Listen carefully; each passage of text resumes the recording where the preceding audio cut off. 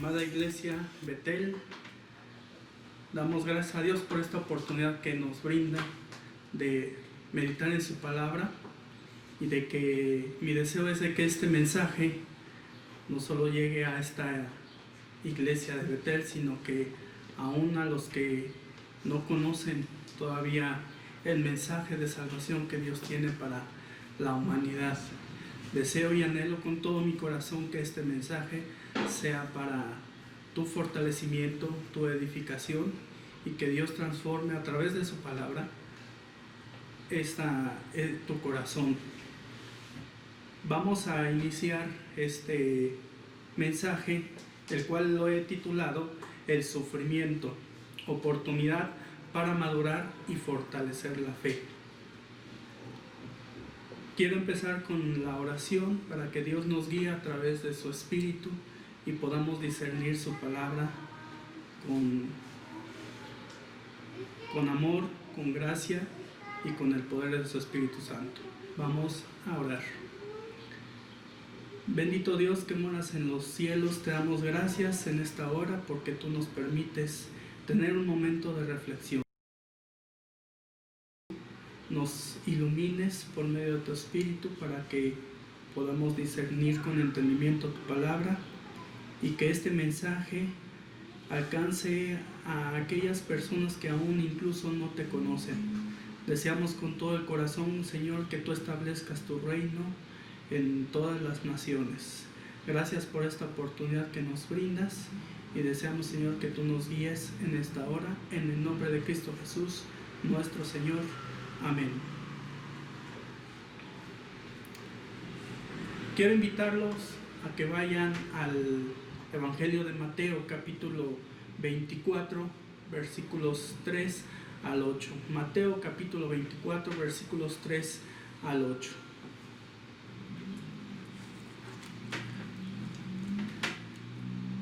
Dice así: y estando él sentado en el monte de los olivos, los discípulos se acercaron aparte diciendo: dinos, ¿cuándo serán estas cosas?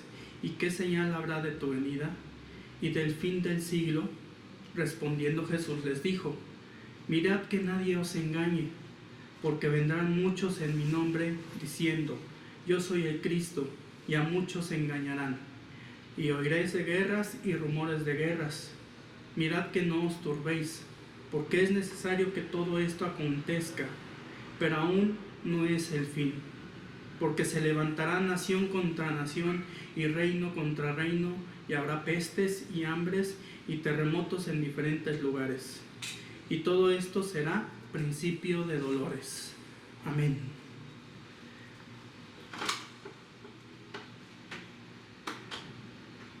En esta ocasión, Jesucristo está sentado en el monte de los olivos con sus discípulos, pero sus discípulos, al escuchar sobre las cosas que iban a pasar antes del fin, le hacen esta pregunta: ¿cuándo serán estas cosas y qué señal habrá de tu venida y del fin del siglo?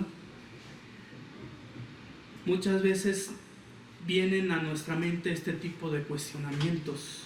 Surgen preguntas que nos inquietan y vamos a hablar referente a cuando enfrentamos sufrimiento. ¿Por qué surgen preguntas que nos inquietan y decimos: ¿por qué a mí? ¿Por qué sufrimos si somos cristianos? ¿Será el castigo por algún pecado? Cuando somos objetos de violencia, asaltos, cuando muere o enferma un ser querido, al perder el empleo, al recibir un diagnóstico médico crítico, y como dice aquí que escuchamos rumores de guerras y desastres naturales, tales situaciones nos pueden provocar una crisis de fe o sufrimiento. En esta época que estamos viviendo, estamos padeciendo de esta pandemia, y que incluso antes de esta pandemia escuchábamos también algunos rumores de guerras, que se iba a desatar una tercera guerra mundial, y vienen a nosotros este tipo de cuestionamientos. Pero Jesús es muy claro al al dejar escrito en este libro, en este Evangelio de Mateo. Y en el versículo 4 responde Jesús y dice: mirad que nadie os engañe. Y en el versículo 6 dice: y oiréis de guerras y rumores de guerras, mirad que no os turbéis, porque es necesario que todo esto acontezca. Jesús hace esta referencia para hacernos conscientes de que cuando vengan este tipo de sufrimientos o de padecimientos, miremos que no nos turbemos, que nuestro corazón no sea turbado, porque es necesario que todo esto acontezca. Y de aquí tenemos que comprender que Jesucristo nos está diciendo que es importante, que debemos entender que el sufrimiento es parte de la vida. ¿Y por qué el sufrimiento es parte de la vida? Porque el mundo en la actualidad está caído en el pecado. El poder del pecado está sobre él. Y de ahí surgen muchas ideas. Y de ahí surgen ideas en las cuales buscamos lógicas y respuestas a estas situaciones. Y buscamos una razón de sufrimiento. Entonces, una de ellas es una lógica retributiva. Es decir, una ley de algo así como de causa y efecto. Esta ley lógica retributiva busca indagar hasta descubrir qué pecado o transgresión se ha cometido. Y esa idea surge mucho en la actualidad. Yo preguntaría, hermanos, hermanas, al que me está escuchando, o los que nos oyen, ¿esto que estamos padeciendo viene de Dios? ¿Viene de Satanás? ¿Qué es lo que origina esta condición por la que estamos padeciendo? Entonces, muchas veces tendemos a pensar en esta lógica retributiva, la cual muestra a Dios como justiciero y castigador, y genera angustia y amargura, y no se encuentra un sentido al sufrimiento. Buscamos respuestas a esa serie de preguntas que decimos: ¿por qué me pasa a mí? ¿Por qué me sucede a mí? ¿Por qué sufrimos si somos cristianos? Pero Jesús, en el Evangelio de Lucas, capítulo 13, versículo 1 al 5, nos da una respuesta a esta idea o lógica retributiva. Lucas, capítulo 13,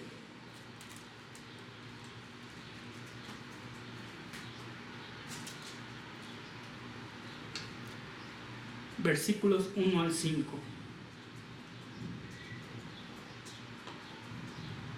Dice así: en este mismo tiempo estaban allí algunos que le contaban acerca de los galileos, cuya sangre Pilato había mezclado con los sacrificios de ellos. Respondiendo Jesús les dijo: ¿pensáis que estos galileos, porque padecieron tales cosas, eran más pecadores que todos los galileos?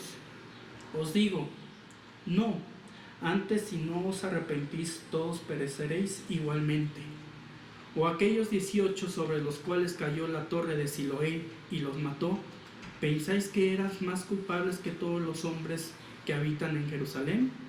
Os digo, no, antes si no os arrepentís, todos pereceréis igualmente. Amén.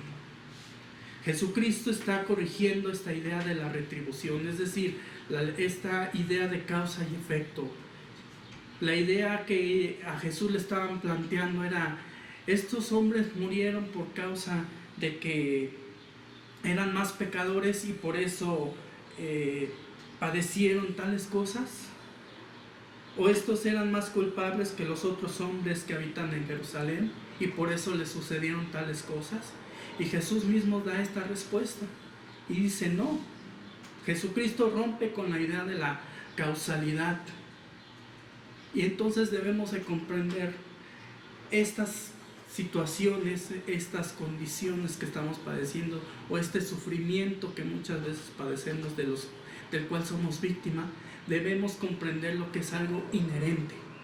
Inherente es estar interiormente ligado a algo, estar unido, es decir, es nuestra naturaleza. Por ejemplo, un terremoto se produce y mata a miles de personas. No es porque ese país sea malo o corrupto o peor que otro. No hay causas morales, sino naturales. Son situaciones y condiciones naturales. Por la misma naturaleza del hombre que está corrompido, son causas naturales. En otras palabras, Jesús dice que estas cosas no pasan porque las personas ofendan o sean moralmente culpables ante Dios.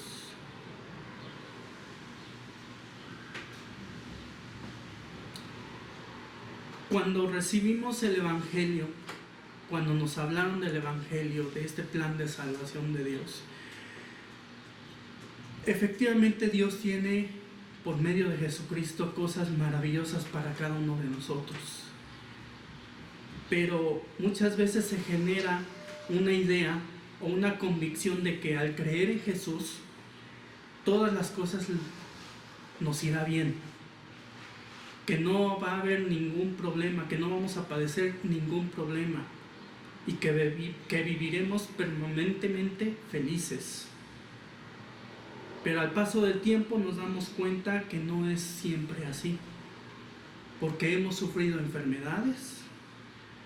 En la actualidad mucha gente ha perdido su empleo, ha perdido su trabajo. Hemos tenido crisis en los matrimonios o en el matrimonio.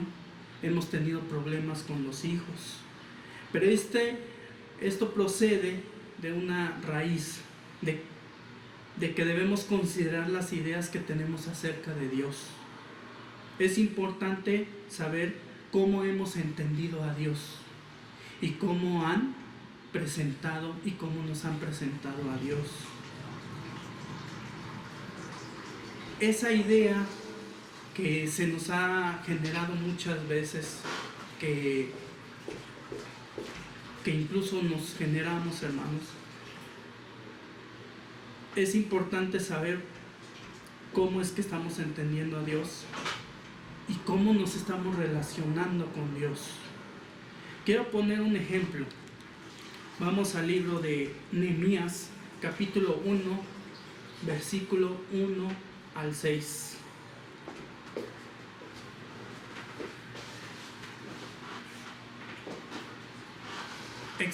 Nehemías capítulo 1, versículos 1 al 6.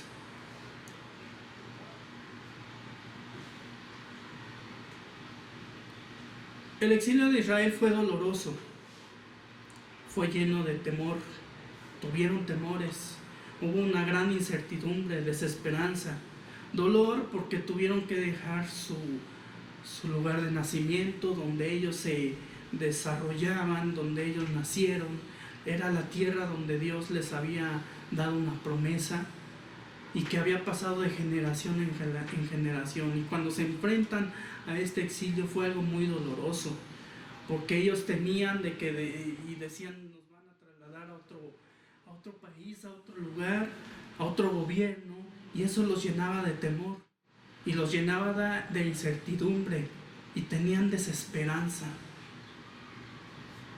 Pero no fue el final, pues eso hizo que renovaran y revisaran su fe, surgiera un nuevo pueblo y que tuvieran una fe más viva y con más responsabilidad. Dios los llevó a esta condición para que tuviera el pueblo de Israel un procedimiento en el cual ellos fueran transformados, ellos fueron renovados, que ellos tuvieran conciencia de esa relación que tenían con el Dios y el único Dios verdadero. Nehemías 1, versículo 1 al 16 dice así: palabras de Nehemías, hijo de Acalías, Aconteció en el mes de Quisleu, en el año 20, cuando yo en Susa, capital del reino, que vino Ananí, uno de mis hermanos, con algunos varones de Judá, y les pregunté por los judíos que habían escapado, que habían quedado de la ciudad, y por Jerusalén.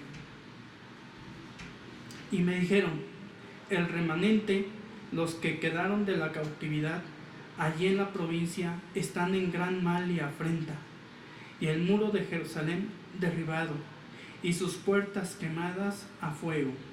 Cuando oí estas palabras, me senté y lloré, e hice duelo por algunos días, y ayuné y oré delante del Dios de los cielos. Y dije: te ruego, oh Jehová, Dios de los cielos, fuerte, grande y temible, que guarde el pacto y la misericordia a los que le aman y guardan sus mandamientos. Esté ahora atento tu oído y abiertos tus ojos para oír la oración de tu siervo, que hago ahora delante de ti día y noche, por los hijos de Israel tus siervos, y confieso los pecados de los hijos de Israel que hemos cometido contra ti. Sí, yo y la casa de mi padre hemos pecado. Nehemías, después de haber escuchado la condición de Jerusalén, la condición era que habían quedado en la cautividad.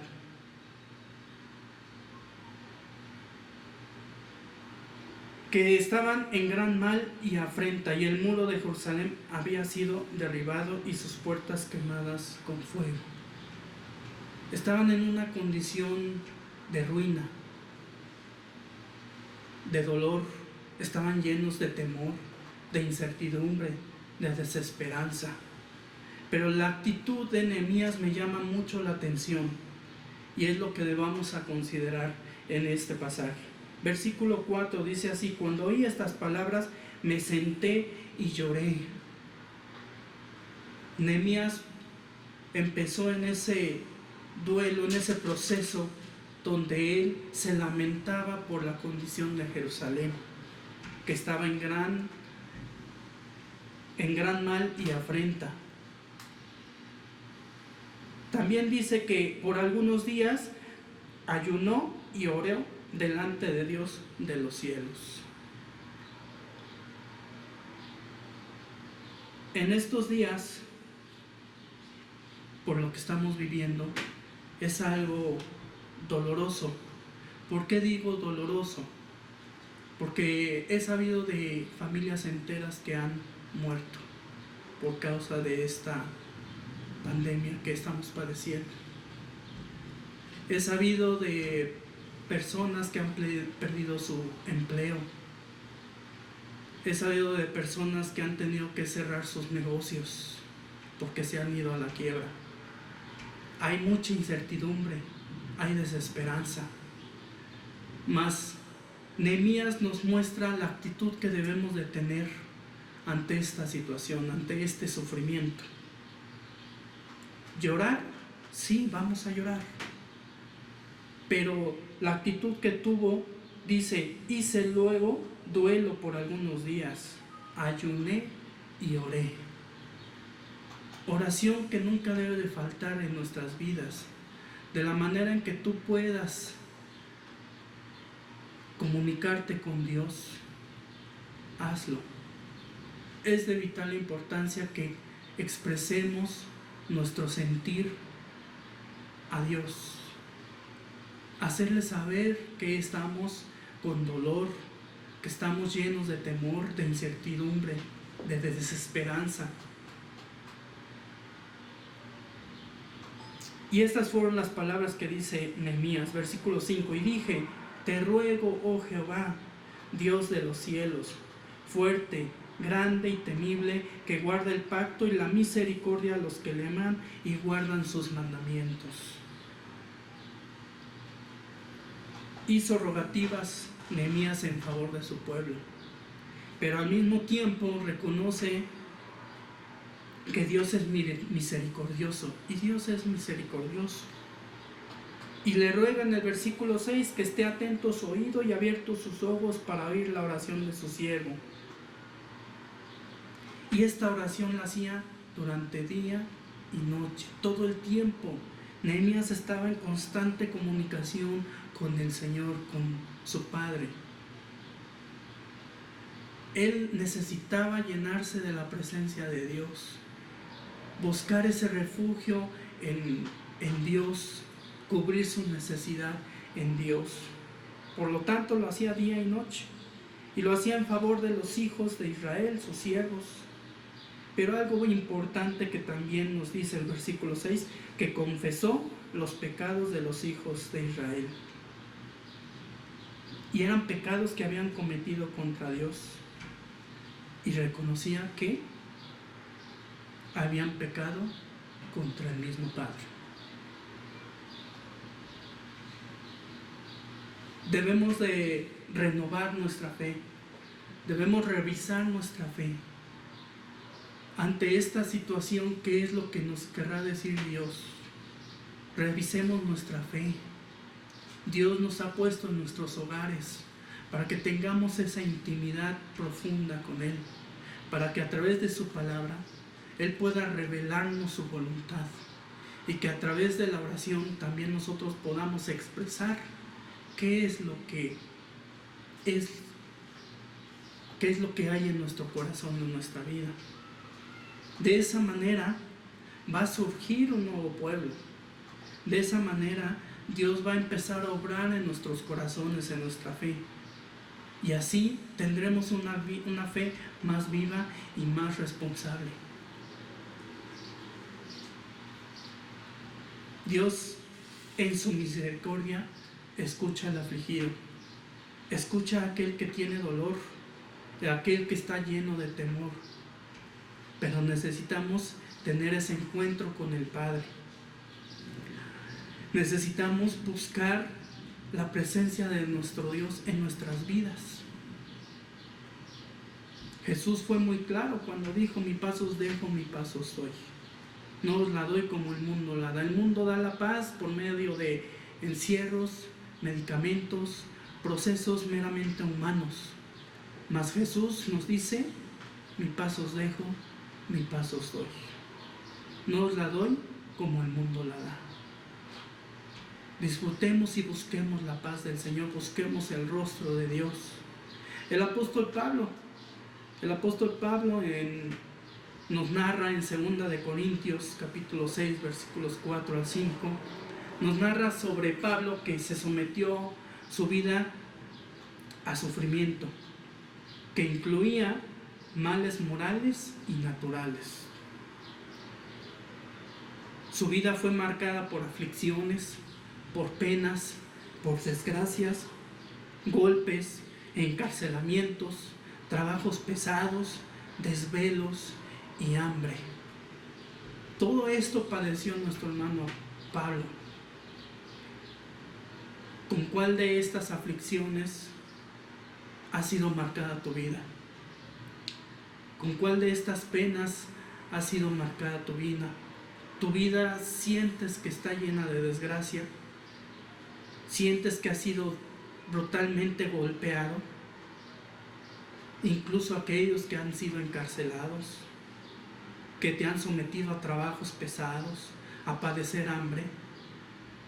Pablo, en 2 Corintios capítulo 4 versículos 16 al 18, nos exhorta y nos invita a cambiar nuestra manera de pensar, porque nuestra manera de pensar puede ser: Señor, yo he creído en ti. Y los que me hablaban de tu evangelio me decían: es que Dios ha preparado cosas buenas y agradables para ti. Pero creo que es todo lo contrario, porque creemos muchas veces que lo que estamos padeciendo es causa de que Dios nos está castigando. Dios es amor, hermanos. Pero también nosotros debemos de cambiar esa actitud, y así lo muestra Pablo en este pasaje que les señalé, segunda carta de Corintios capítulo 4 versículos 16 al 18. Por tanto, dice allí Pablo, no nos desanimamos. Y la idea que brinda Pablo es que no te desanimes. A pesar de que has tenido aflicciones, que tienes penas, desgracias, has sido golpeado, Pablo nos exhorta y nos anima a que no nos desanimemos.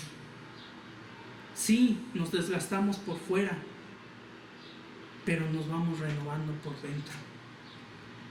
Esa parte interior que como humanos tenemos es nuestro espíritu. Pero ese espíritu solamente va a ser vivificado por medio del Espíritu Santo. Porque el Espíritu Santo vivifica y es el que nos ayuda a mantenernos, a no desanimarnos. Es el que nos fortalece. Es la promesa del Señor Jesucristo que nos dice: les conviene que yo me vaya, porque vendrá a ustedes el Consolador. Y en ese espíritu hallamos ese ánimo, esa renovación interna que necesitamos. Y nos hace conscientes y nos dice: pues este ligero y momento tiempo de aflicción nos prepara para una gloria eterna.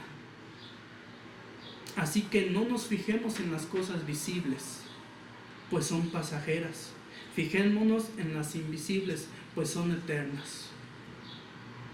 Si tú piensas que esta condición que estamos padeciendo es la que va a determinar nuestra vida, es la que va a determinar tu futuro, yo te invito a que cambies y renueves tu manera de pensar. Y así va a cambiar tu manera de vivir. No nos enfoquemos en lo que estamos padeciendo. No temamos a ese virus que nos está acechando a todos en nuestras casas o en nuestros hogares, sino que seamos vivificados por ese espíritu y cambiemos nuestra manera de pensar y decir y meditar en el futuro brillante que tenemos con Cristo Jesús, que es de vida eterna, que es de resurrección. Todo esto va a pasar, no es eterno. Lo que sí es eterno es el amor de Dios que tiene para con sus hijos, para que todos aquellos que hemos creído en Cristo Jesús no se pierdan, mas tengan vida eterna.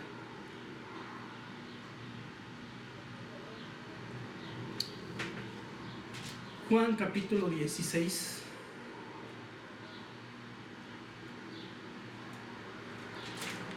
Juan capítulo 16, versículo 33.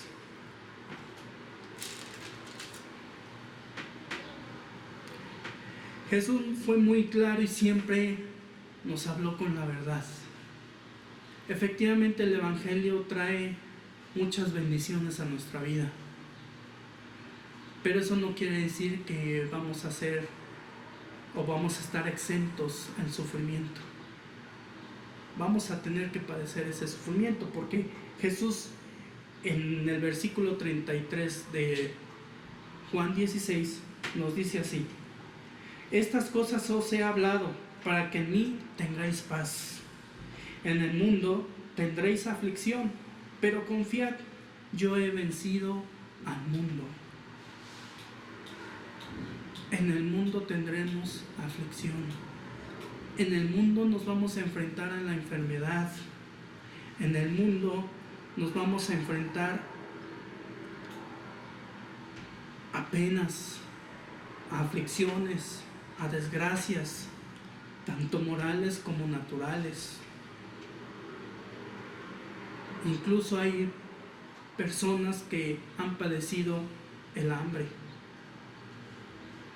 En el mundo encontraréis aflicción, pero Jesús resalta algo muy hermoso. Dice que en Él tengamos paz. Es decir, no debemos estar concentrados en lo que nos está padeciendo, porque muchas veces nos limitamos a eso y tener ese pensamiento: ¿qué voy a hacer? ¿Cómo le voy a hacer? ¿Qué tengo que hacer? Jesucristo mismo nos da la respuesta: ten paz. Si tienes la pérdida de tu trabajo, si has perdido a algún ser querido, si estás padeciendo aflicción, el Señor nos dice: pon paz en tu alma, en tu corazón, en tu mente, porque puedes tener paz en medio de la tormenta. Jesucristo es la paz. En Jesucristo está la paz. Y no solo eso, sino nos dice que debemos confiar. Un cambio de actitud que nos lleva a que confiemos en Cristo Jesús. ¿Pero confiar en qué? En sus promesas. Pero algo nos exige Dios, algo nos desafía. Y a lo que nos desafía Jesucristo es a que tengamos una fe madura. Porque la crisis demanda una fe madura.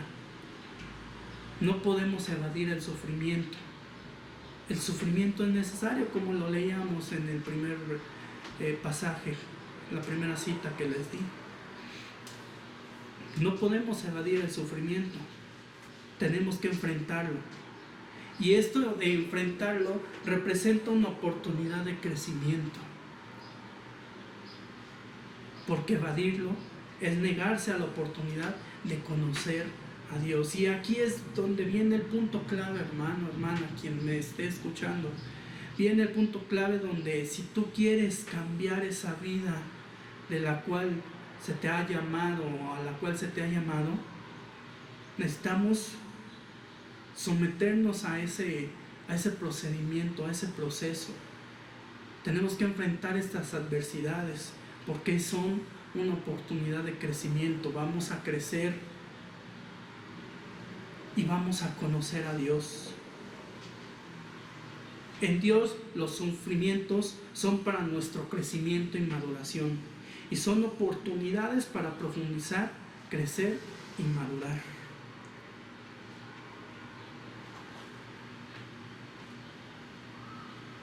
No dejes pasar esta situación. Y tu mente te podrá estar diciendo, pues no, que Dios es amor. No, que Dios ama a sus hijos. Pero estamos en cuando pensamos así y con esa lógica o pensamiento básico, práctico, no vamos a poder entender ni trasladarnos a lo que Pablo nos exhortaba. A que no nos desanimemos y a que pongamos y nos fijemos en las cosas invisibles, puesto que esas son eternas. ¿Qué son las cosas visibles? Que son pasajeras.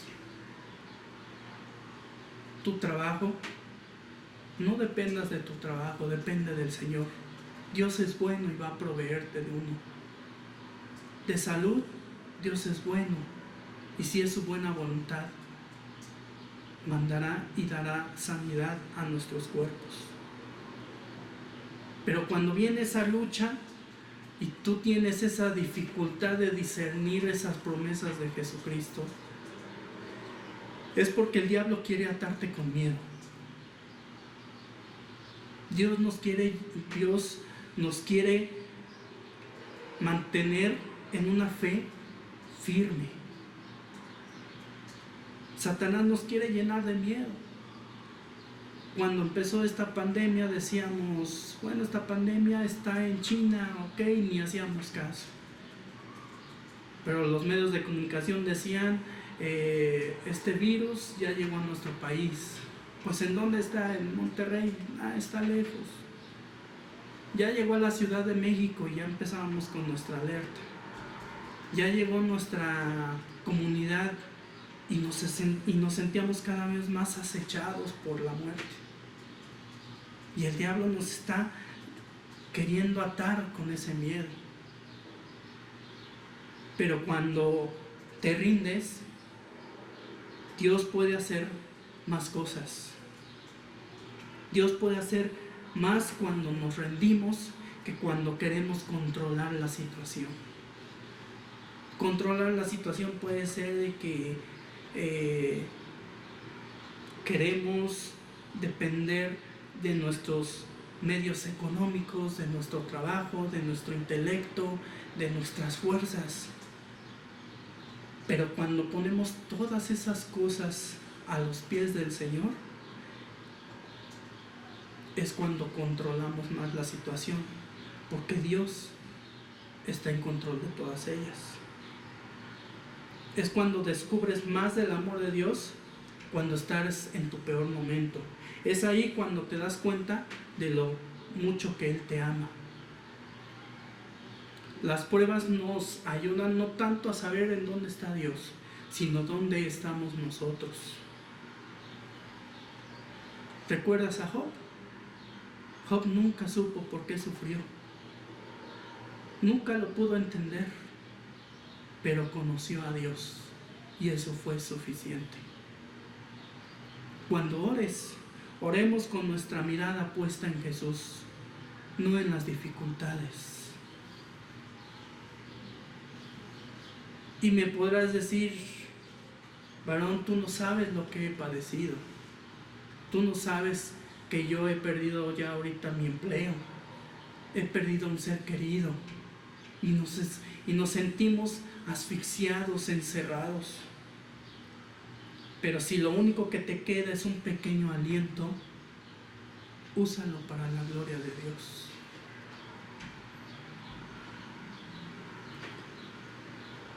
Quiero ir concluyendo con este pasaje de Romanos, capítulo 8, versículos 28.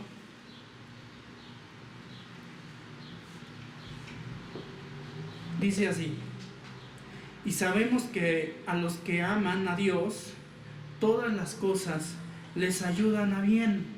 Esto es, a los que conforme a su propósito son llamados. El propósito de Dios es transformar nuestra tragedia en vida.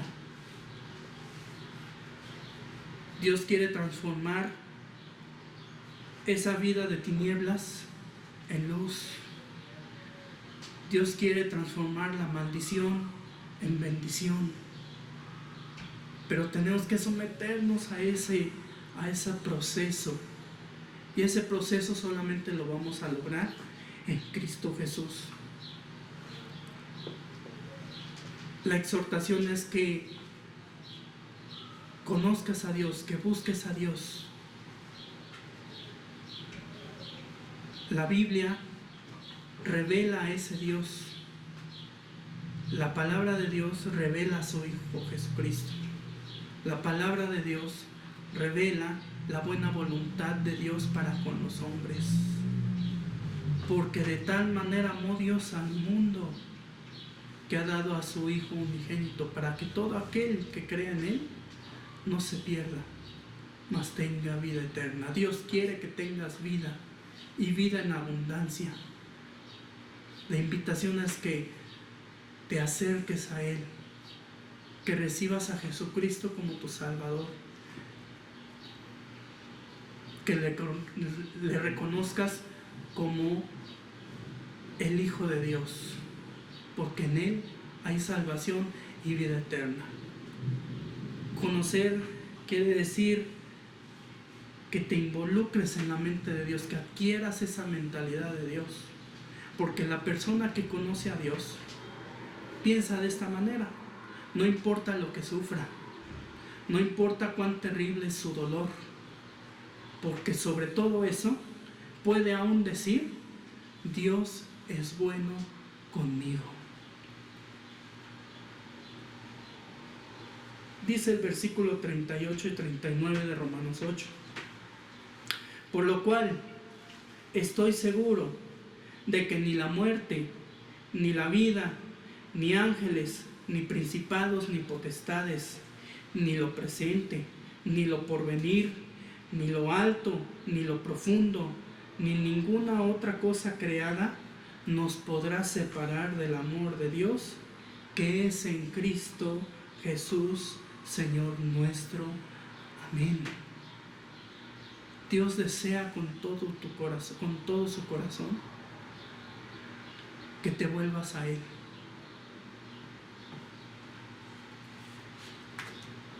Jesucristo decía, cuando le preguntaban que si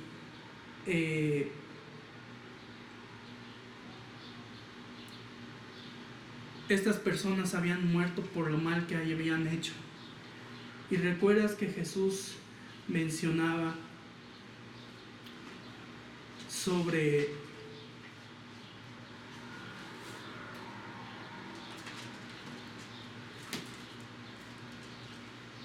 en Lucas 13, decía algo muy importante Jesús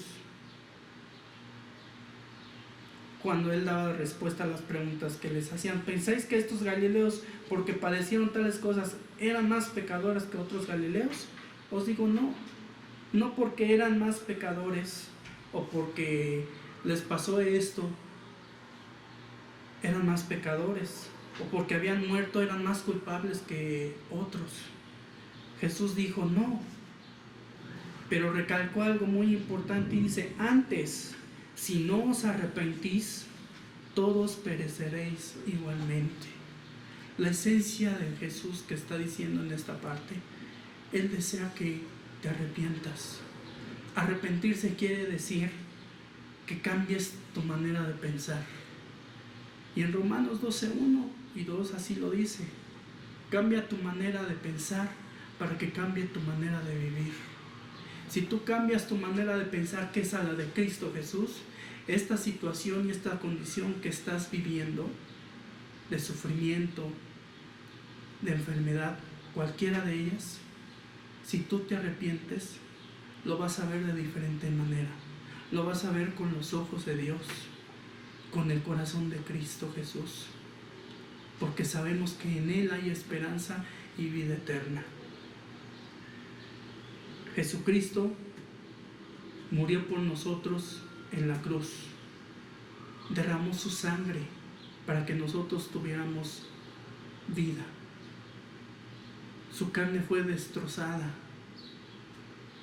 y Él dio su vida para que tú y yo tengamos vida. Y mientras Él venga, porque resucitaremos cuando Él venga, debemos mantenernos en esa fe firme. Todas estas situaciones que estamos padeciendo nos sirven, son una oportunidad para conocer a Dios.